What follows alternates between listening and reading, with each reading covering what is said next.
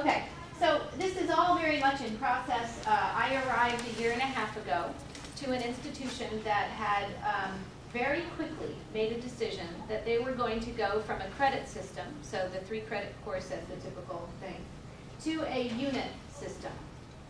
Unfortunately, they didn't really understand all of the mechanics that involved, and so I walked into a situation where they did it and they were sort of sitting there going, now what? So it was an exciting time to walk in many ways. So the unit system transformation initially was set about as a mechanical task.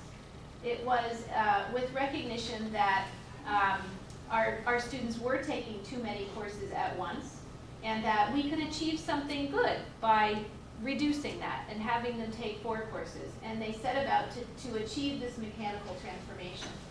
What we have since deepened is why that was so important, because of the mission, the academic mission of the institution, and the values that are at the core of what Stetson University is. And what we have now moved to is to work very explicitly on the alignment of the faculty role and recognition and reward in line with that set of values and that academic mission. So the transformation was from credit hours to contact hours, or credit hours to course units. And here's what we have now explicated as why. What is the why? It's not just a mechanical transformation. Why do we teach in the system of a course unit? Well, we were trying to achieve intellectual rigor in our curriculum. A cornerstone of the unit system for us is active faculty-student engagement and student agency in their own learning. So students taking an active role in their own learning. We also wanted very much to emphasize learning in and out of the classroom. We have a lot of very engaged learning happening in the field, in communities, in international locations, in all over the place. And then we also wanted to emphasize this part of our mission, which is where learning and values meet. So we wanted to be very deliberate about intersecting learning and values in certain core pieces of our curriculum. So in terms of the redefinition of workload, we have been very deliberate about defining pedagogy-based definition of various pieces of learning, various pieces of the teaching load. And we have been very much emphasizing this approach that Jeff described to you very well, of emphasizing versatility in the academic program, versatility as a learning virtue for contemporary students.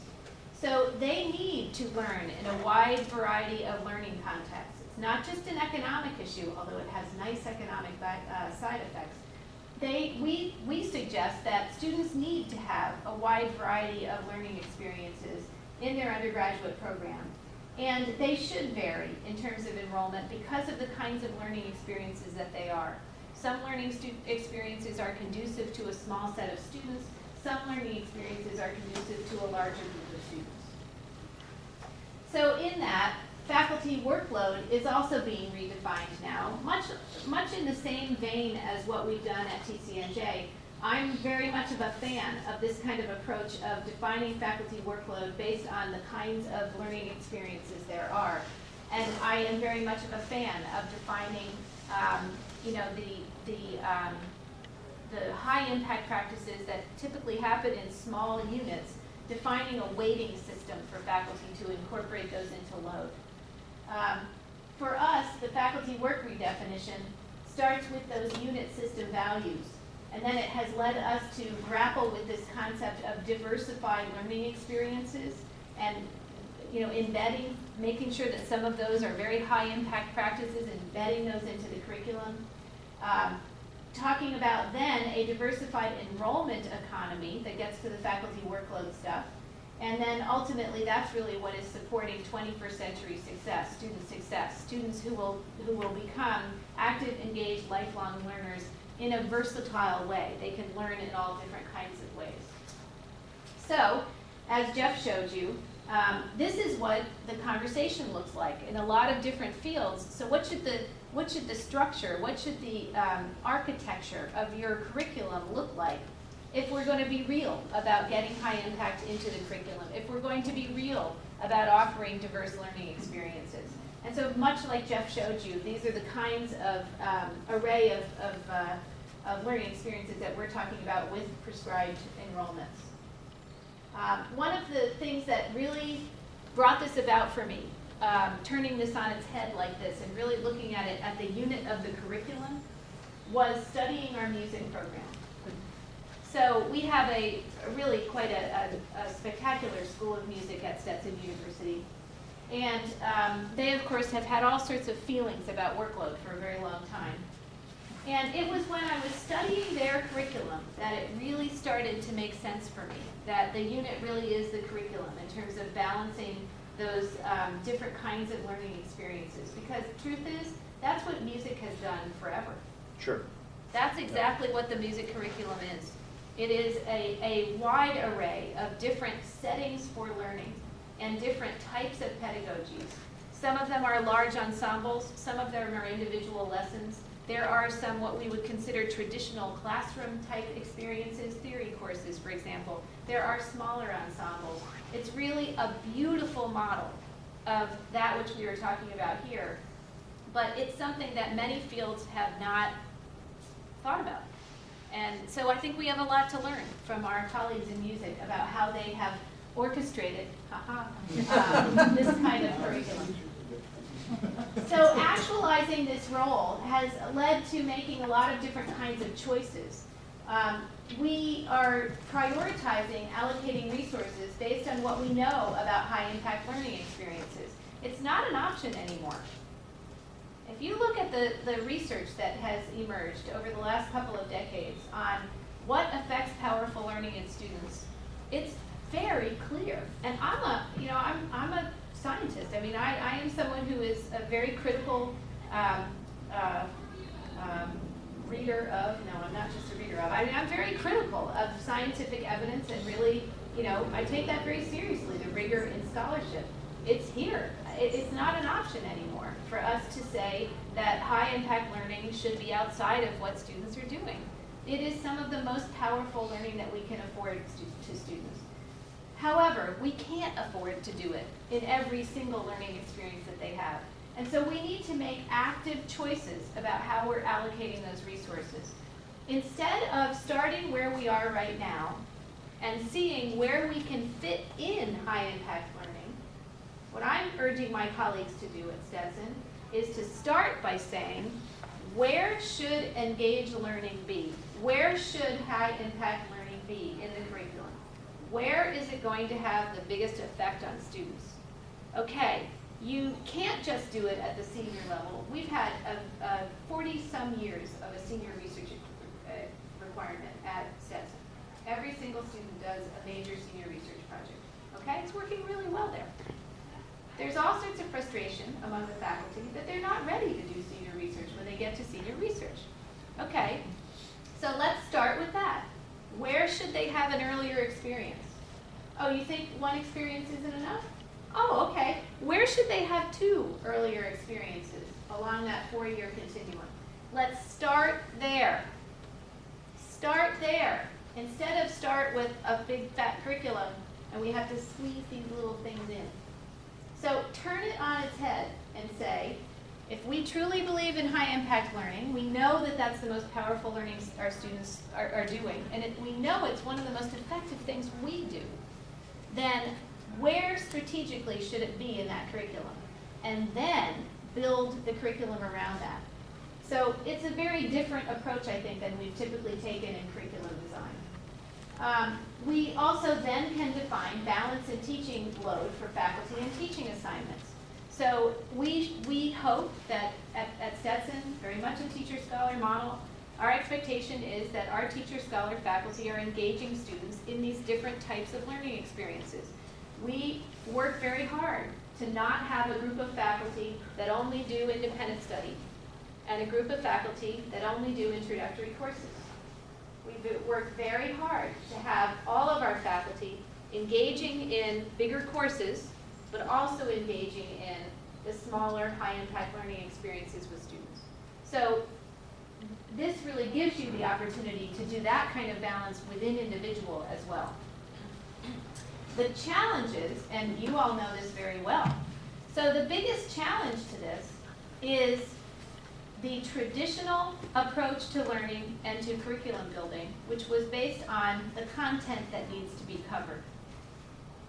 This is actually a phrase from Grant Wiggins, who is mostly a K-12 curriculum person, but he wrote this one book called Backwards by Design that I have found very, very useful in my experience.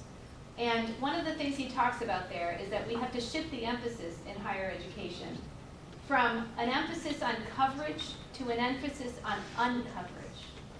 So our goal with students should be helping them to uncover knowledge through the practice of discovery, through the practice of exploration and engagement, rather than to cover things. So, open up the brain and pour stuff in.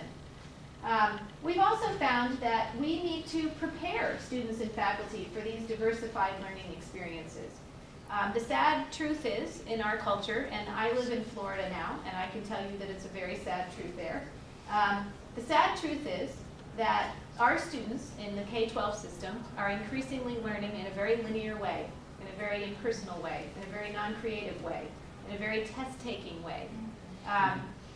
And they are not prepared for some of the kinds of learning experiences that we know will have the greatest impact on them. And especially for students who are coming from underprepared areas, high-impact practices have the biggest impact. So how do we prepare them for that? How do we have developmental pieces of our curriculum? Not developmental in terms of basic skills, but I mean developmental scaffolding, where they start engaging in various kinds of engaged learning in their first year and build upon that to be prepared to work on some of these higher levels of engaged learning. We also need to do that with some of our faculty. So our faculty development program has changed a lot in terms of engaging faculty and being able to approach these different kinds of learning rather than to be frightened by them or think that they are, foreign or scary or they can't do them. And then there's also obviously a scalability problem. We sitting in this room are really fortunate. We have relatively small class sizes. We can affect this kind of learning with our students. That's why these types of institutions are so important. The University of Central Florida that's right down the road from me, that is now at 50,000 students with an aim of growing to 90,000, you can start to appreciate how the learning experience of students will necessarily be very, very different. That gets me into some philosophical issues about which I get very depressed, but we can talk about that over drinks. We have also done a lot of work now on aligning the faculty role and recognition and reward. So this emphasis on engagement is very much built in now to the definition of the faculty role and to how we reward and recognize the faculty. The phrase is to reward teacher-scholar dynamism. In other words, we want to reward faculty who are maintain active and very engaged in the life of the mind and heart and practice. That is very much what the Stetson culture is about. So how do we integrate these high-impact learning practices in the standards for teaching? And we have very deliberately integrated the Boyer model, embracing disciplinary diversity as well. Just to give you a quick look at what we've created in terms of standards in the different areas of the faculty role, we have articulated these to include key criteria, if you will, for evaluating the degree to which teaching and scholarship need to reach to be able to succeed in tenure and promotion to associate and also promotion to full. So you'll notice that engagement is an important criterion in all of these lists. You will notice that there is a developmental element in these as well. That part of what we're looking at is someone's development over time. Part of what we're looking at is the increase in maturity in oneself as a teacher, in oneself as a scholar, and we're looking at increased impact and recognition in the field. So, as an example, our definition of teaching effectiveness now is this: the candidate must be involved teacher both in the classroom and beyond, encouraging the intellectual engagement and development of each student. The candidate must involve students in scholarly and or creative activities and or participate in teaching related student activities. So we're very direct about the importance of engagement, but not prescriptive in terms of what that looks like. And then also with effectiveness in scholarship and creative activities, again, this notion of engagement becomes very important.